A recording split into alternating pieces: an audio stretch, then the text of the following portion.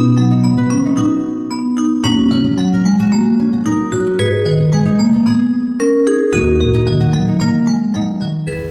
Friends, എല്ലാവർക്കും Aisha stream വേൾഡിൻ്റെ പുതിയൊരു വീഡിയോയിലേക്ക് സ്വാഗതം.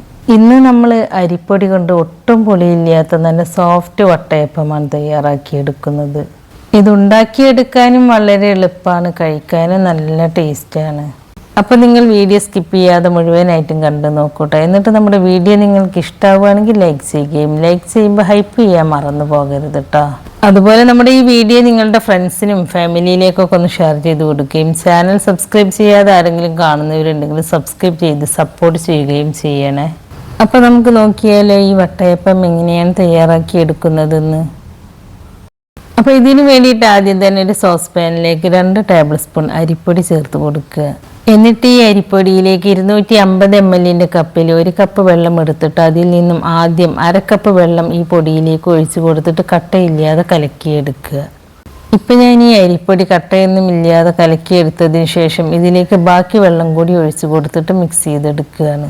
മിക്സ് ചെയ്തതിന് ശേഷം ഫ്ലെയിം ഓണാക്കി കൊടുത്തിട്ട് കുറഞ്ഞ തീയിൽ വെച്ചിട്ട് ഈ പൊടി കുറുക്കിയെടുക്കുക. ഇത് പെട്ടെന്ന് തന്നെ കുറുകി കിട്ടും, അതുകൊണ്ട് ലോ ഫ്ലെയിമിൽ വെച്ച് കൊടുത്തിട്ട് കൈവിടാതെ തന്നെ ഇളക്കി കൊടുക്കുക. ഇപ്പോൾ ഈ പൊടി നല്ലതുപോലെ ഒന്ന് വെന്തിട്ട് ഈ ഒരു രീതിയിൽ കുറുകി കിട്ടിയിട്ടുണ്ട്. അപ്പോൾ ഇത്രയും മതി. ഇനി ഫ്ലെയിം ഓഫാക്കി കൊടുക്കുക.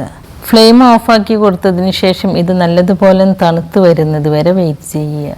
ഇപ്പോൾ ഇത് നല്ലതുപോലെ തണുത്ത് വന്നിട്ടുണ്ട്. ഇനി ഇതൊരു മിക്സിയുടെ ജാറിലേക്ക് ചേർത്ത് കൊടുക്കുക. ഞാനിത് മുഴുവനായിട്ടും ഈ മിക്സിയുടെ ജാറിലേക്ക് ചേർത്ത് കൊടുത്തിട്ടുണ്ട്. ഇനി ഇതിലേക്ക് 250 ml കപ്പിൽ 1 കപ്പ് തേങ്ങ ചിരകിയത് ചേർത്ത് കൊടുക്കുക. നമ്മൾ തേങ്ങ എടുത്ത അതേ അളവിൽ തന്നെയാണ് ഇതിലേക്ക് അരിപ്പൊടിയും ചേർത്ത് കൊടുക്കുന്നത്. അപ്പോൾ ഞാൻ ഇതിലേക്ക് 250 ml കപ്പിൽ 1 കപ്പ് അരിപ്പൊടി ചേർത്ത് കൊടുത്തിട്ടുണ്ട്. നിങ്ങളുടെ അടുത്ത് ഇതുപോലത്തെ മെഷർമെൻറ്റ് കപ്പ് ഇല്ല എന്നുണ്ടെങ്കിൽ അപ്പോൾ ഒരു ഗ്ലാസ്സിൽ അളന്നെടുത്താലും മതി. ഇനി ഇതിലേക്ക് ആവശ്യമായ ഉപ്പ് ചേർത്ത് കൊടുക്കുക. പിന്നെ ഇതിലേക്ക് 1/4 കപ്പ് പഞ്ചസാരയാണ് ചേർത്ത് കൊടുക്കുന്നത്. നിങ്ങൾക്ക് ഇതിലും കൂടുതൽ മധുരം വേണമെന്നുണ്ടെങ്കിൽ അപ്പോൾ അതിനനുസരിച്ച് പഞ്ചസാര ചേർത്ത് കൊടുക്കുക കേട്ടോ.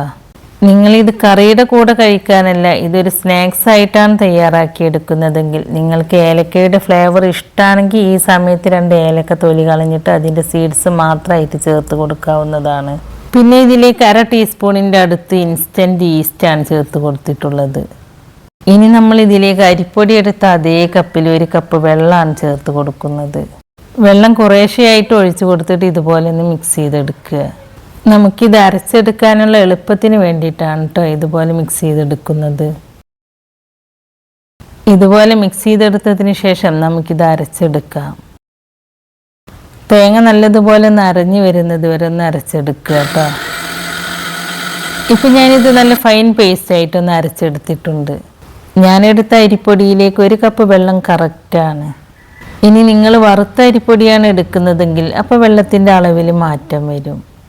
അപ്പോൾ നിങ്ങളിതൊരു ദോശമാവിൻ്റെ കൺസിസ്റ്റൻസിയിൽ അരച്ചെടുക്കുക കേട്ടോ. ഇനി ഈ അരച്ചെടുത്ത മാവ് വലിയൊരു പാത്രത്തിലേക്ക് മാറ്റി കൊടുക്കുക.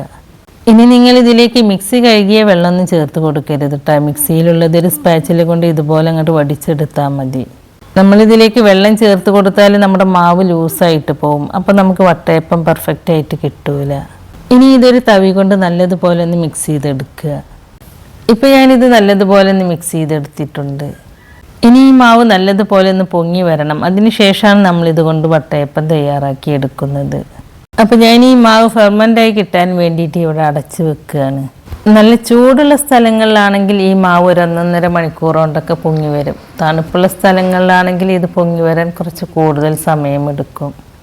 അപ്പോൾ എനിക്ക് ഈ മാവ് 2 മണിക്കൂർ കൊണ്ടൊക്കെ നല്ലതുപോലെ പൊങ്ങി കിട്ടിയിട്ടുണ്ട്. ഇനി ഈ മാവ് ചെറുതായിട്ടൊന്ന് മിക്സ് ചെയ്തെടുക്കുക. കണ്ടോ, ഈ മാവിൽ നിറയെ ബബിൾസൊക്കെ വന്നിട്ട് നല്ലതുപോലെ പൊങ്ങി കിട്ടിയിട്ടുണ്ട്. നമ്മൾ ഈ മാവ് അരച്ചെടുക്കുമ്പോൾ ഇതിൽ ഉപ്പൊക്കെ ചേർത്ത് കൊടുത്തിട്ടാണ് അരച്ചെടുത്തിട്ടുള്ളത്. അതുകൊണ്ട് ഇനി ഇതിൽ ഉപ്പ് ചേർത്ത് കൊടുക്കേണ്ട ആവശ്യമൊന്നുമില്ല. ഇനി നമുക്ക് ഈ മാവ് ഇതുപോലത്തെ കേക്ക് ടിന്നിലോ അല്ലെങ്കിൽ ഒരു സ്റ്റീലിൻ്റെ പാത്രത്തിലോ ഒഴിച്ചു കൊടുത്തിട്ട് സ്റ്റീം ചെയ്തെടുക്കാം. മാവ് ഒഴിച്ചു കൊടുക്കുന്നതിന് മുമ്പ് പാത്രത്തിൽ കുറച്ച് ഗീയോ വെളിച്ചെണ്ണയോ ഇതുപോലെ സ്പ്രെഡ് ചെയ്ത് കൊടുക്കുകയാണെങ്കിൽ നമുക്ക് വട്ടയപ്പം ഈ പാത്രത്തിൽ നിന്നും പെട്ടെന്ന് തന്നെ ഡീമോൾഡ് ചെയ്തെടുക്കാനായിട്ട് പറ്റും. അപ്പോൾ ഞാനിത് സ്റ്റീം ചെയ്തെടുക്കാനായിട്ട് നേരത്തെ തന്നെ ഒരു ഇഡ്ഡലി ചെമ്പിൽ കുറച്ച് വെള്ളം തിളപ്പിച്ചെടുത്തിട്ടുണ്ട്. ഇനി ഈ ഇഡ്ഡലി ചെമ്പിലേക്ക് ഒരു ഇഡ്ഡലി തട്ട് വെച്ച് കൊടുക്കുക. എന്നിട്ട് അതിന് മുകളിലേക്ക് നമ്മുടെ കേക്ക് ടിന്ന് വെച്ച് കൊടുക്കുക.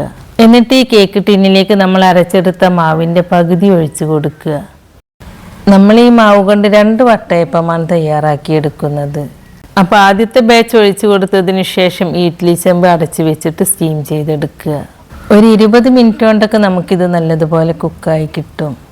ആദ്യത്തെ 5 മിനിറ്റ് നേരം ഹൈ ഫ്ലെയിമിൽ വെച്ച് കൊടുക്കുക. അതിനുശേഷം മീഡിയം ഫ്ലെയിമിലേക്ക് മാറ്റി കൊടുത്തിട്ട് സ്റ്റീം ചെയ്തെടുക്കുക. 20 മിനിറ്റിന് ശേഷം ഞാനിത് തുറന്ന് നോക്കുകയാണ്. ഇനി ഇത് വെന്തോന്ന് അറിയാൻ വേണ്ടിയിട്ട് ഒരു സ്ക്യൂവറോ അല്ലെങ്കിൽ വേറെ എന്തെങ്കിലും കൊണ്ട് ഇതൊന്ന് കുത്തി നോക്കുക. കണ്ടോ, കൈകൊണ്ട് തൊട്ട് നോക്കുമ്പോൾ ഇത് കയ്യിലൊന്നും ഒട്ടിപ്പിടിക്കുന്നൊന്നുമില്ല. ഇനി തൊട്ട് നോക്കുമ്പോൾ ഇത് കയ്യിൽ ഒട്ടിപ്പിടിക്കുന്നുണ്ട് എന്നുണ്ടെങ്കിൽ അപ്പോൾ ഇതൊരു 5 മിനിറ്റും കൂടി അടച്ച് വെച്ചിട്ടൊന്ന് സ്റ്റീം ചെയ്തെടുത്താൽ മതി. അപ്പോൾ നമുക്കിത് നല്ലതുപോലെ കുക്കായി കിട്ടിയിട്ടുണ്ട്. ഇനി ഇത് ചൂടാറാനായിട്ട് നമുക്ക് ഈ ഇഡ്ഡലി ചെമ്പിൽ നിന്നും പുറത്തേക്ക് എടുത്തു വെക്കാം. ഇത് നല്ലതുപോലെ ചൂടാറിയതിന് ശേഷം നമുക്കിത് ഈ കേക്ക് ടിന്നിൽ നിന്നും ഡീമോൾഡ് ചെയ്തെടുക്കാവുന്നതാണ്. ഇത് നല്ലതുപോലെ ഒന്ന് ചൂടാറി വന്നതിന് ശേഷം ഇതിൻ്റെ സൈഡ് ഒരു നൈഫ് കൊണ്ട് ഇതുപോലെ ഒന്ന് അടർത്തി കൊടുക്കുക. ഇങ്ങനെ ചെയ്യുമ്പോൾ നമുക്ക് ഈ പാത്രത്തിൽ നിന്നും പെട്ടെന്ന് തന്നെ ഡീമോൾഡ് ചെയ്തെടുക്കാനായിട്ട് പറ്റും. ഇത് കാണുമ്പോൾ തന്നെ നിങ്ങൾക്ക് മനസ്സിലാകും ഇത് എത്രത്തോളം സോഫ്റ്റ് ആണെന്ന്. ഇനി നമുക്ക് ബാക്കിയുള്ള മാവും ഇതുപോലെ സ്റ്റീം ചെയ്തിട്ടെടുക്കാം.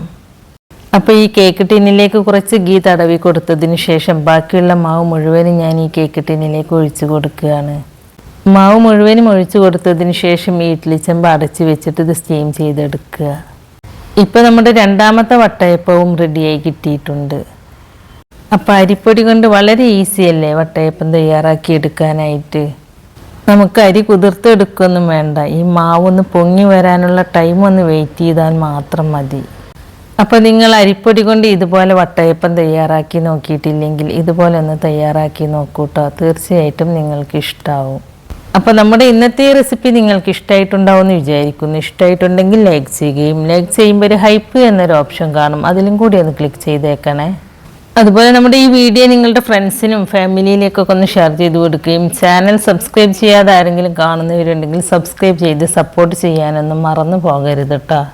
സബ്സ്ക്രൈബ് ചെയ്യുമ്പോൾ കൂടെ കാണുന്ന ബെല്ലൈക്കണിൽ ക്ലിക്ക് ചെയ്ത് അതിൽ ഓൾ എന്ന ഓപ്ഷൻ തന്നെ സെലക്ട് ചെയ്ത് വെക്കുകയാണെങ്കിൽ ഞാൻ പുതിയ റെസിപ്പീസ് അപ്ലോഡ് ചെയ്യുമ്പോൾ അതിൻ്റെ നോട്ടിഫിക്കേഷൻ നിങ്ങൾക്ക് കിട്ടുന്നതാണ്. അപ്പോൾ ഇൻഷാ അല്ലാഹ് പുതിയ റെസിപ്പീസുമായി ഞാൻ വീണ്ടും വരാം. Thank you.